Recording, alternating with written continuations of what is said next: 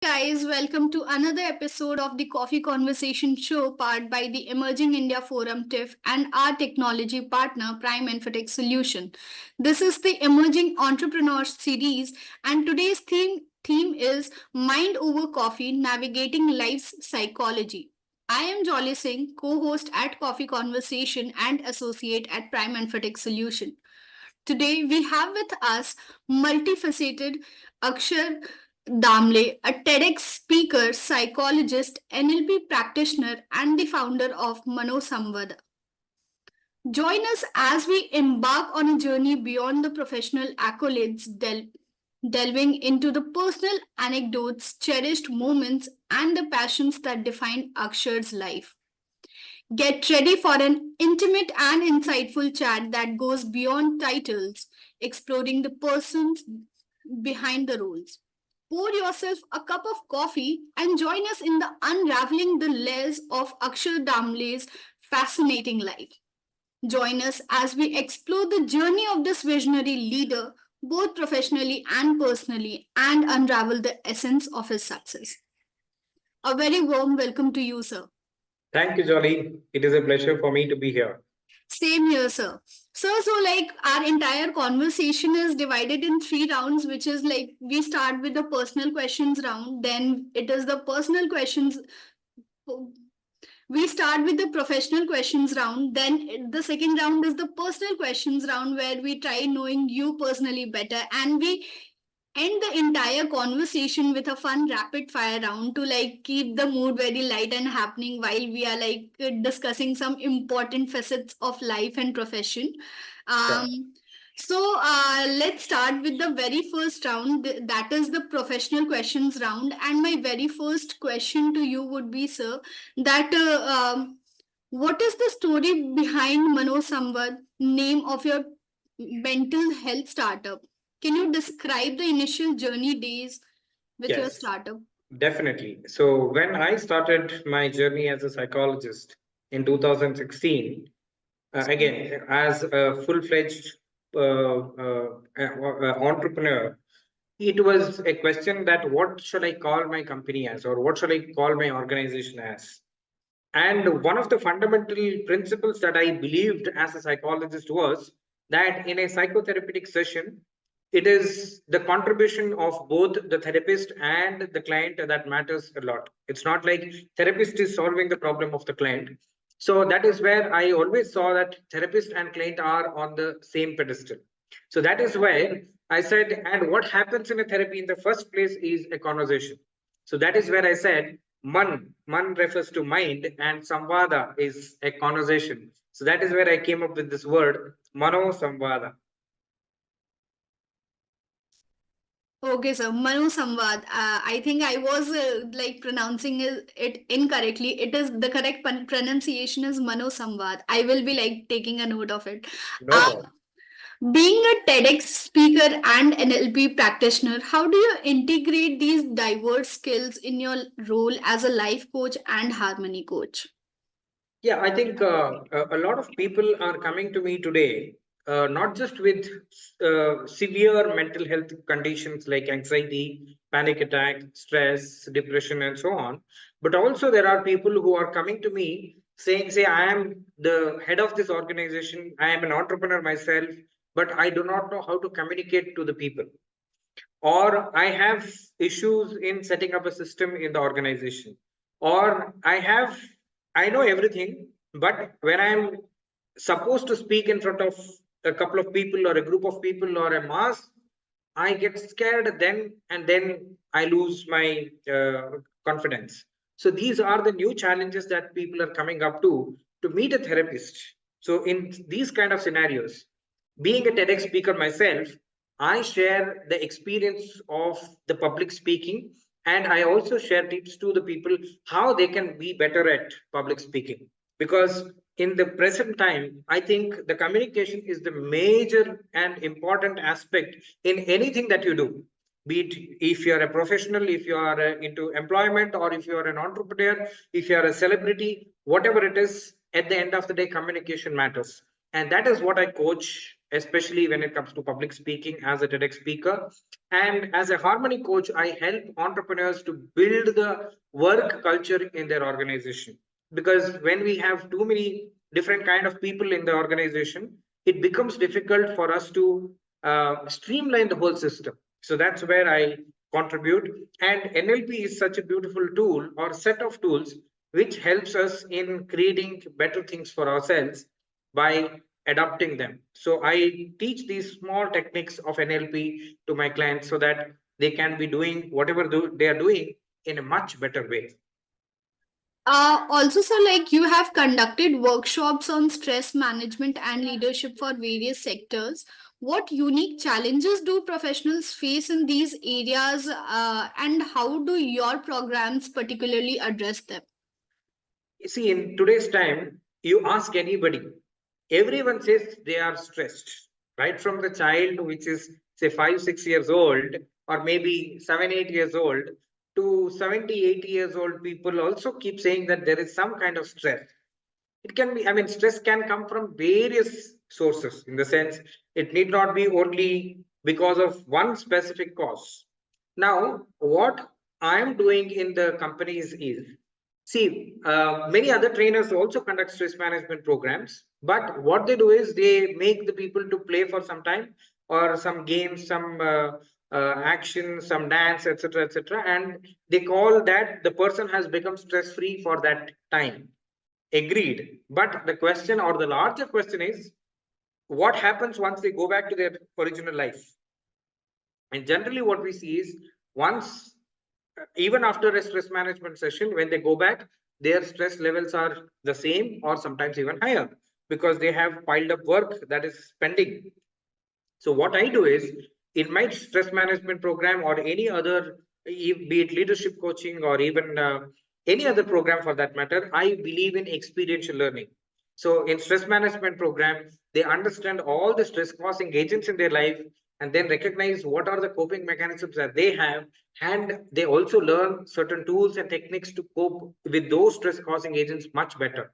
So that is how, by the end of the training programs that I conduct, the people are empowered and enabled to deal with their situation in a different way, which is more effective and efficient. And that is actually contributing in the productivity and efficacy of the people. Also, like you being an author and columnist, how do your writing contribute to the discourse on mental wellness? And what topics do you feel are very crucial for the public awareness? Because therapy and yeah, these it is still developing. The awareness is still developing in our society. So, how do you contribute to it? Yes, I think, as you rightly said, all these writings are the primary tools to bring awareness among a lot of people. I mean, I have seen doctors, professors, or bureaucrats, or very well learned people also having stigma towards mental health. And they have a kind of resistance to accept that probably I am also going through some kind of mental health challenge. So that is where the main point is. So that is where writing is actually helping. In fact, earlier times I used to write a lot on other public affairs or national issues or international issues and so on because I was a UPSC aspirant at one point of time. So I had broadened my horizon towards various issues. But currently I'm focusing more on mental health because how much ever content that you make, that is still lesser. And there are n number of people who are just copy pasting from different sources and then making their content.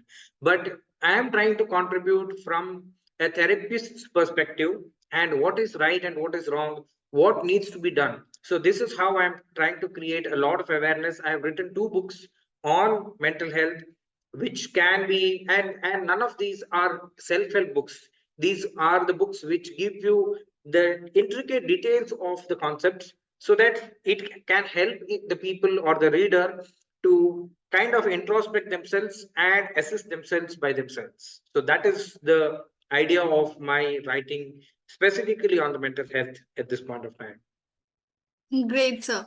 Also, sir, in your role as administrative officer at Sneha School, Sulia, if I'm pronouncing it correct, what Right. strategies are you implementing to enhance learning outcomes and build a coherent system for the teachers? Yeah, I think this question is interesting for two reasons. One, you are focusing on teachers. Generally, when we talk about school, we only talk about the children, but not about the teachers. But my understanding and my philosophy is also that if we are taking care of the teachers, they will take care of the children. So that is one part. And secondly, Sneha School is a school established by my parents and their friends in 1996, and I am the first student of the school. So that is the proud moment or proud thing for me to share. And after I think, I mean, recently I have become the administrative officer for the same, and I have been working with the school for a quite long time. I think since 2016-17 itself, I have engaged myself, and the primary target of my work was the teachers because. I mean, there was a situation in our school where teachers had a lot of kind of cold war was happening between them among them, and there was a lot of non-cooperation and blame game, and nobody was owning the responsibility, and a lot of these kind of issues were happening. So that is when my intervention started in our school. I conducted a 2 days training program based on exploring self and building the communication coordination among teachers. That actually worked wonders in the sense within a month's time we could see a different work culture altogether, and the people, I mean, the teachers were coordinating and collaborating so beautifully that the ownership could be seen among all the teachers. So that is how a lot of things started changing in the school. Now I am engaging with teachers in terms of their personal well-being and professional well-being, and how they can team up with different departments and contribute for the betterment of the children. And also we are opening up a new program in the month of June, because that is when the new academic year starts, to I mean, inviting volunteers from various fields or various places. So we are starting a volunteering program where people can come, contribute every day for 1 or 2 hours, and rest of the time they can still work, so that their work is not hampered, but at the same time they can have a beautiful moment with the children. And this school is located in the midst of Western Ghats, so they can enjoy the nature. They can also practice yoga because we have a good space for practicing. So all this kind of, I think, overall well-being can also be taken care. So with this idea, we are coming up with this initiative very soon, and we are also involving a lot of resource persons from different places, Delhi, and also in the month of April we are getting a resource person from Germany. So a lot of new things are coming up into the school, and we are flourishing. And I invite every listener of this program to come as a volunteer for our school, and you can contribute in different ways. You can get into gardening, you can get into cooking, because we have midday meal program for the children, or you can get into teaching, you can get into training skills, whatever you want. We have ample of opportunities. That's the beauty of our school. Absolutely, sir. A great initiative. And I also, on behalf of you and Prime Infotech Solution and the Coffee Conversation team, would really like to request our audience to volunteer as much as possible, because this is a great cause. Adding to the question, sir, that you talked about how you like handled the Cold War and the politics and everything, the stress that it was causing among the teachers in the school and everything. A similar scenario can be seen in corporate and workplaces. And like anywhere, like where a group of people are like working together or doing any activity together for a very long run, if it is not a like very fun activity and some goal has to be achieved. So Yes. like what you have like opinion for the same, like these programs should offices and every other workplaces Yes. should also like come up with to like maintain so that mental health is not very much affected in the long run. Absolutely. I offer these programs for corporates also, or even all small startups which have a employee size of 10 to 150 to 100, because overall it is very important for us to ensure that employee wellness is taken care, so that they will contribute for the organization. If you see, the most loyal employee of any organization is the one who has been taken care by the organization.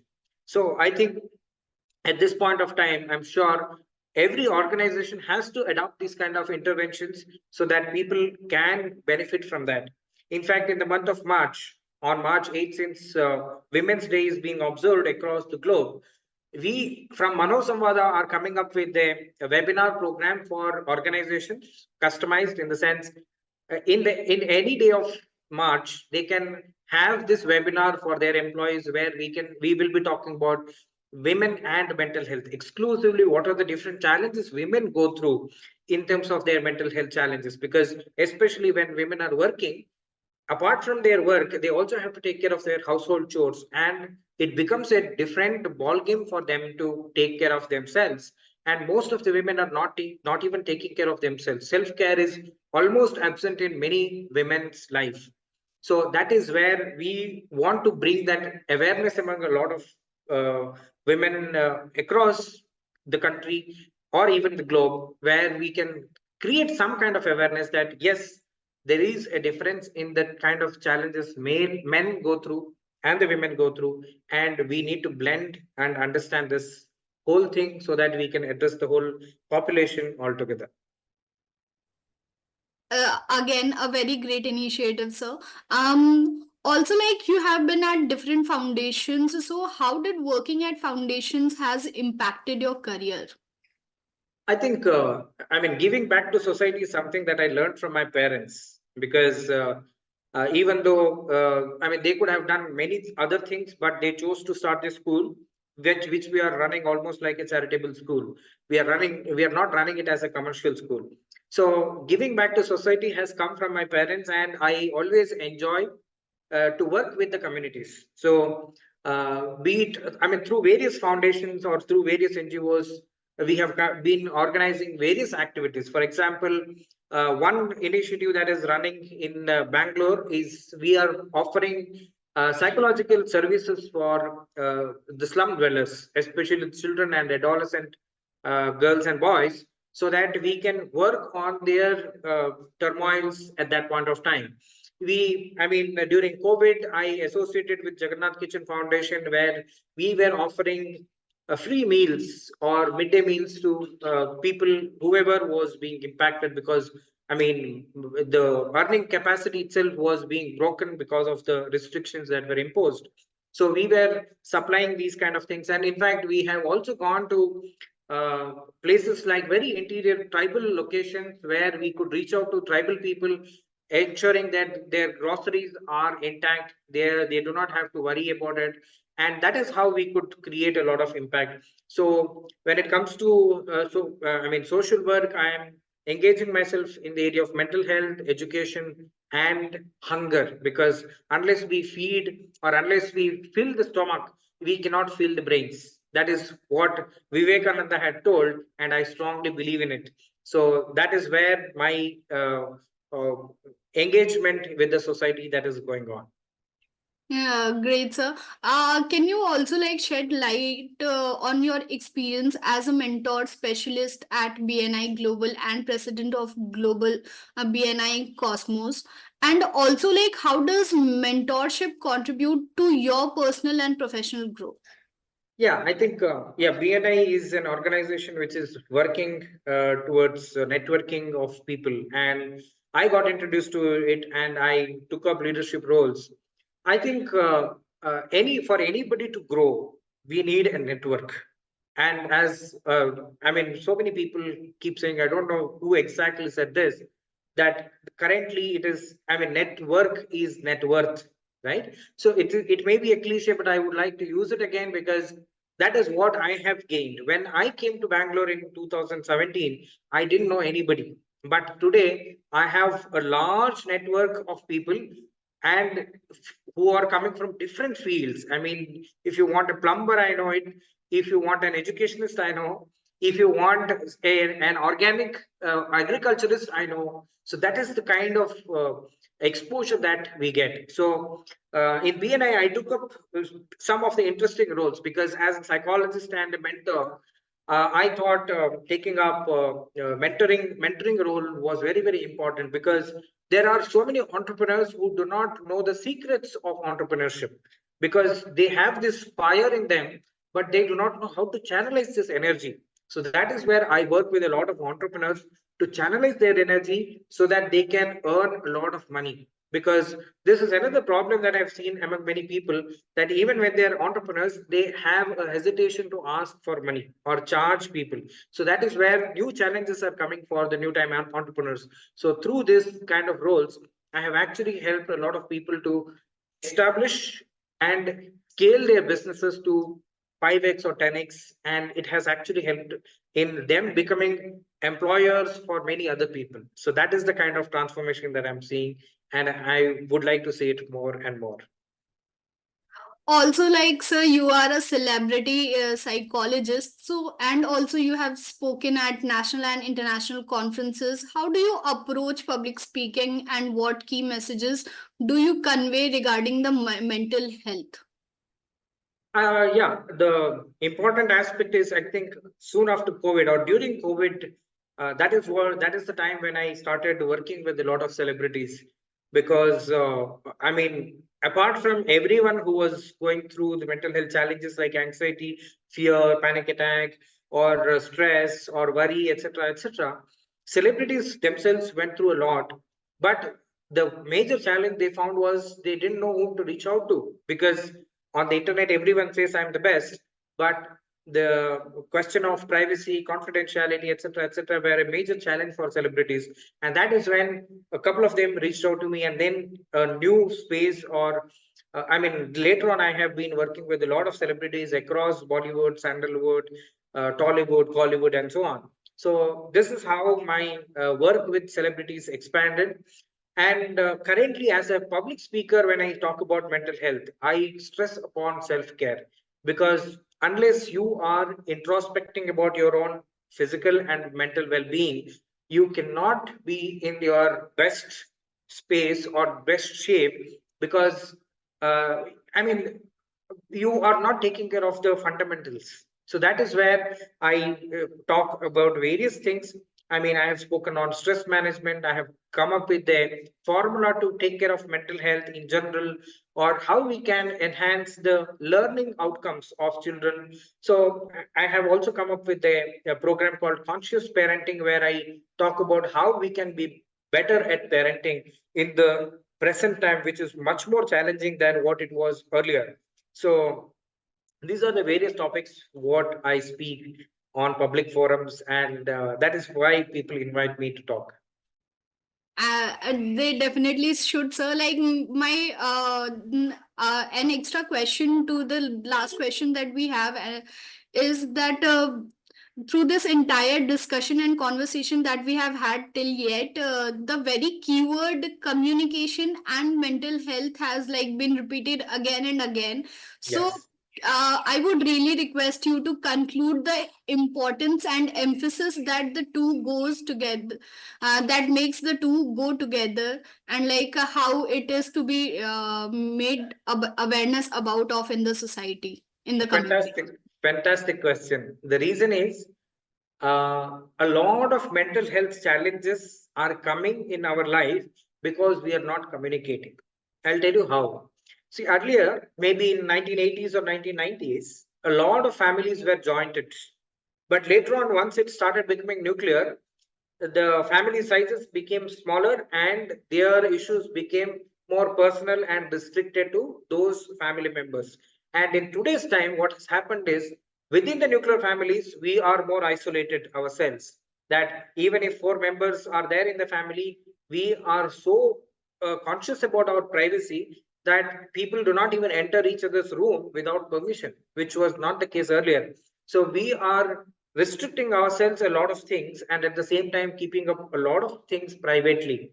And that is also one of the reasons for a lot of issues like, I mean, big issues like suicide, because the family members themselves will not be knowing that the other person is going through something. So these are the challenges where communication is very, very important. So I always say that if you keep communicating with your family members, then you will be able to understand their issues and you will be able to share your issues. One, and as you grow further, the same principles of communication can be applied anywhere, be it you become a teacher or you become an entrepreneur or you become a doctor or you become an engineer, whatever it is, at the end of the day, you know how to speak your heart.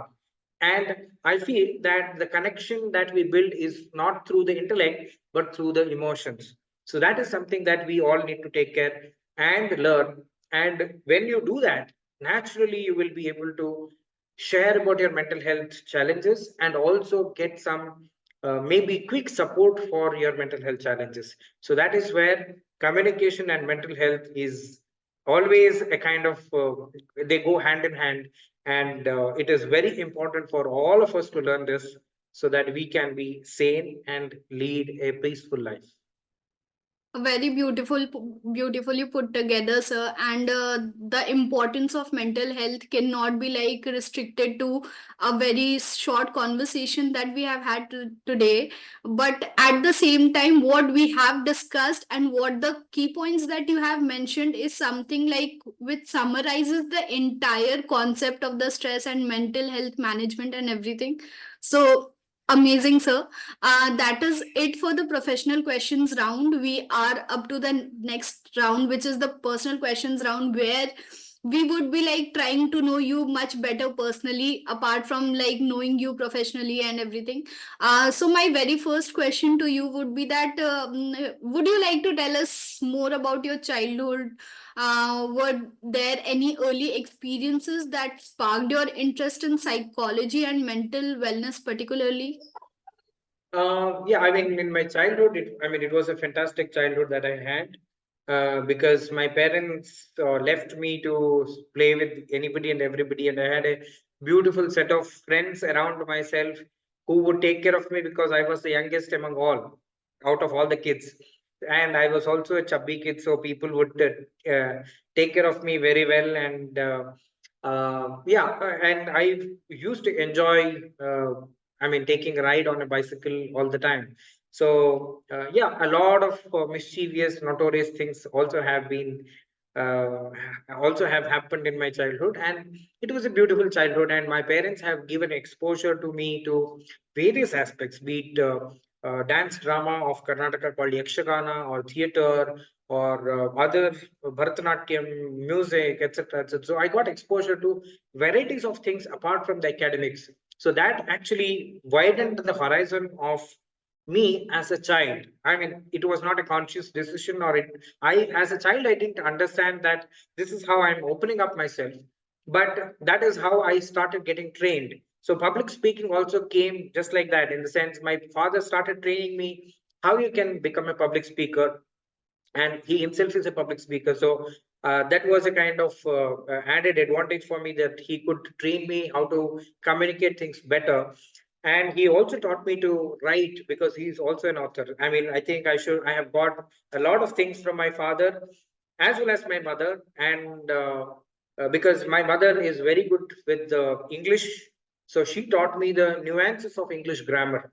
So even when I was studying in our school, which is a Kannada medium school, still I got very good hold in English. I mean, decent hold in English because of my mother. So both my parents have contributed a lot. Not to forget, my brother also has contributed one of. I mean, I have an elder brother who is 7 years elder to me, so he was like a second father to me. I mean, he would correct me whenever I would go wrong. And I don't think as a child I had any inclination towards psychology, but during college time, that is when I started developing interest towards psychology. I mean, even when I was doing my graduation in biotechnology, people would just come and sit in a cafe and share their agonies, even when they're not friends. I mean, some acquaintances or some random people also used to share. And I used to wonder, why are they sharing with me? Because I am an unknown person, and what's the trust that they're building to share their personal issues? And I used to give some random suggestions to them, and that used to work. So that was the kind of time where I started asking myself, okay, now it is working, but how long?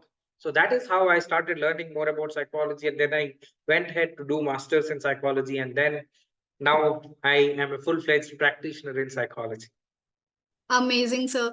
How do you balance your professional commitments with personal life, and what role does your family play in supporting your endeavors? Like they have supported Yes. you through the childhood and everything that we got to know just right now. How extra support that Yes. you have got. I think the family support is very important. In fact, I would say that when I started this career, full-time psychology career, their support was much more needed because it was not easy for me to build a client base. Because again, looking at the kind of stigma that is attached, and many people used to come and ask me, my experience, work experience itself is more than your age. So, will you be able to address my issue? So, this kind of questions used to be there. So that is when the family support was very, very important to keep up the morale and keep going, even when it was not financially viable option at that point of time. So that was the kind of support that I got.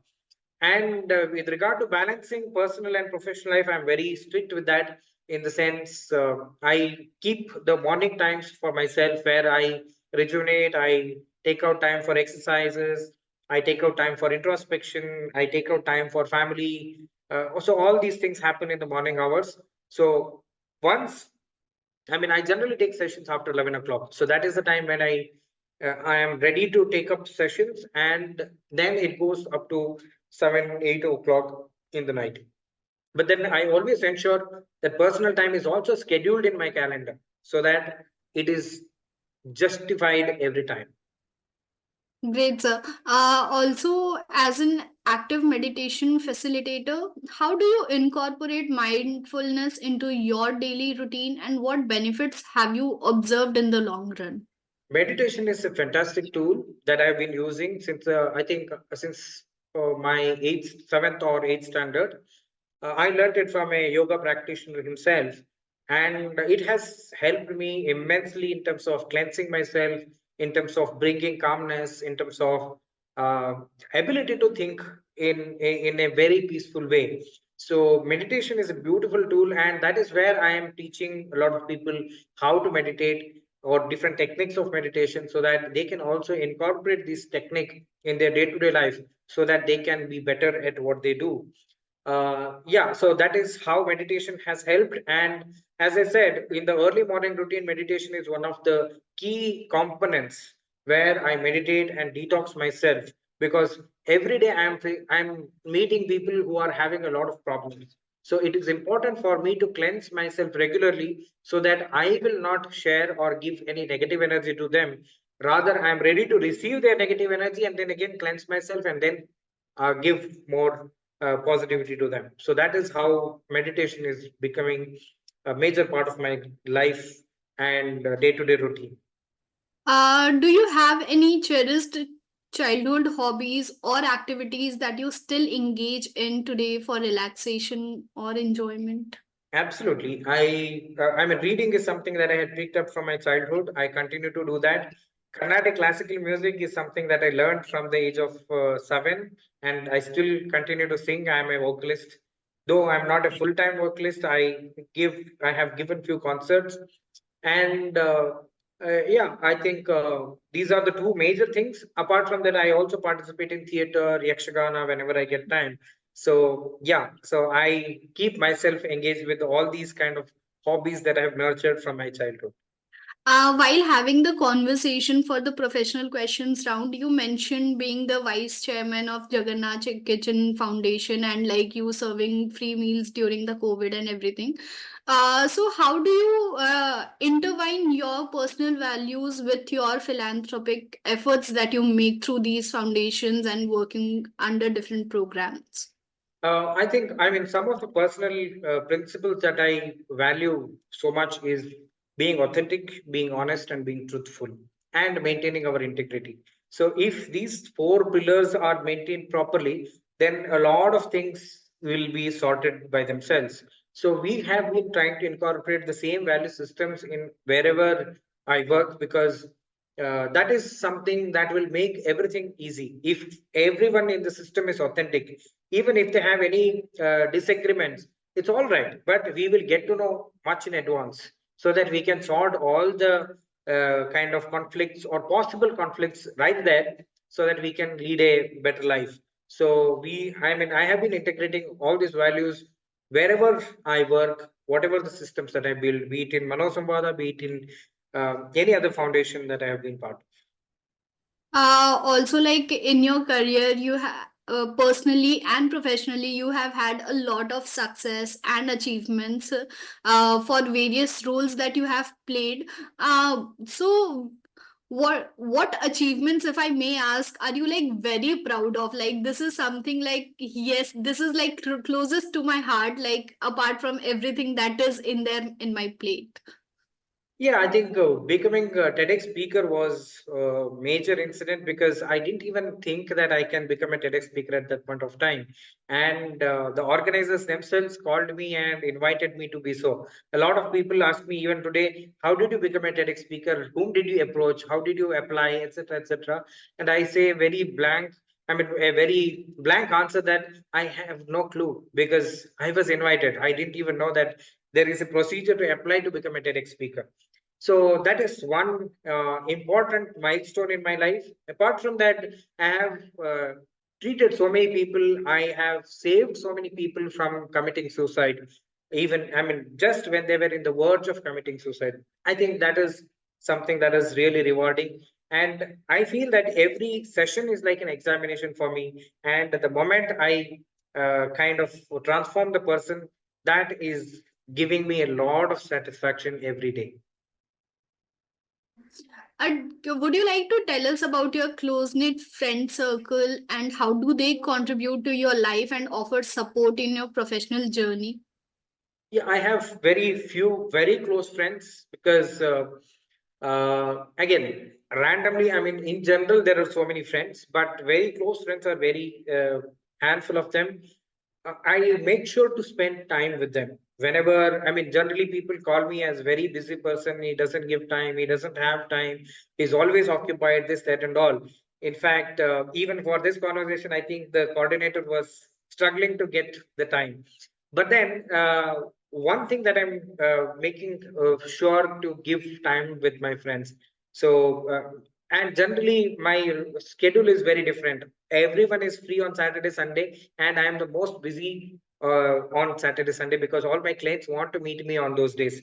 But either I meet my friends for a morning breakfast or a late evening dinner, or some or other time I make sure to meet them.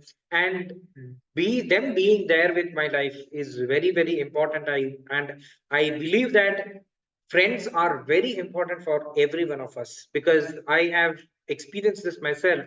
That again, even though I am a psychologist, I understand the mental health, etc., etc., there are times when I also go low. I also may be facing a lot of challenge, and that is when friends play a big, big role. My friends have stood by me. They have contributed, and I'm not taking names, because if I take one name and I forget another name, then other person may feel bad. But I thank them from bottom of my heart, because they have stood by me. They have taken care of me whenever I was in a challenging time. So yeah, so that is where I have my friends with me. Uh, Coming to the last question for the personal question round, I would really like to ask you to describe yourself, if you may, so in one line. If Yeah, I think I'm an enabler for people who is bringing happiness in everyone's life. So that is what I believe in. Uh, that was it for the personal questions round, sir. We have had like an amazing conversation, getting to know you personally and personally. Now it is the time for the very fun round, which is the rapid fire round. Before we conclude our entire conversation for today, and let's get started. Are you ready? Like I will be just asking you simple questions. You have to be like quick and answer like in a word or in a sentence. Like Sure, yeah. definitely. Yeah. So, a favorite book that has influenced your perspective. The Indians by Sudhir Kakar. One piece of advice you would give to an aspiring psychologist. be happy and ready to be contributing to the life of other people. If you have to have dinner with any historical figure, who would it be and why? I would like to have dinner with multiple people, but one is definitely Lal Bahadur Shastri. He is somebody who has inspired my life. Great. Top three stress busting activities that you would recommend. Listen to music, go for a walk, and sleep well. Favorite travel destination and why? I have multiple travel destinations, but currently Kashmir is something that I love, and Andaman Nicobar is another that I would like to be. I love the mountains. I love the coast. Both happens, or both are something very dear to me. Great, sir. A hobby or interest you haven't explored yet but would like to in future. Yeah, I have not been much into adventurous activities, hiking, etc., etc. I would like to try that as well. You should really try trekking. I would like really suggest you that personally. Definitely, we'll do that. A morning person or a night owl? I'm assuming a morning person. Yes, I am a morning person. You can expect me to be awake at 4:30, 4:45. Oh, great. Yeah. A mantra or a quote that inspires you daily.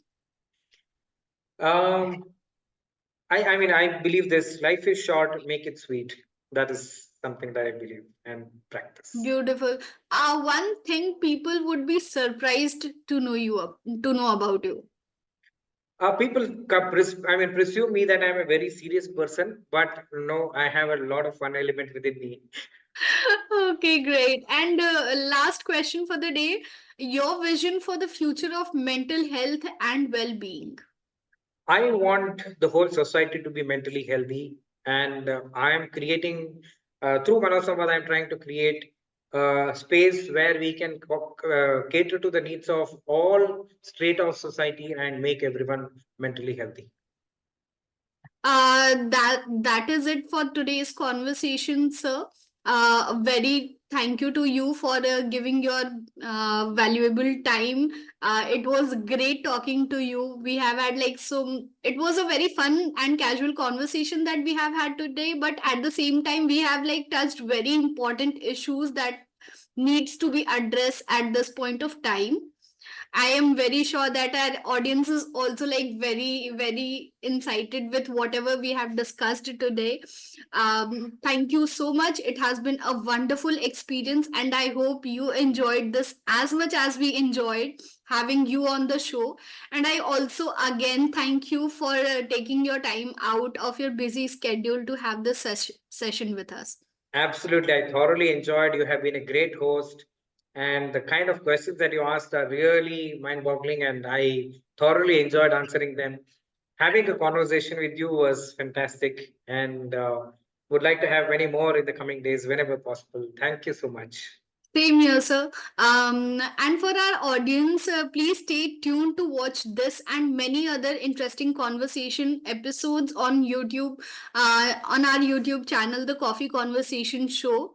Please subscribe to the channel who has not subscribed yet, and we always look forward to yet another interesting coffee conversation with another guest speaker with a very amazing topic to discuss about. Thank you so much for all of you for joining the session, and it was great having you all. Thank you so much.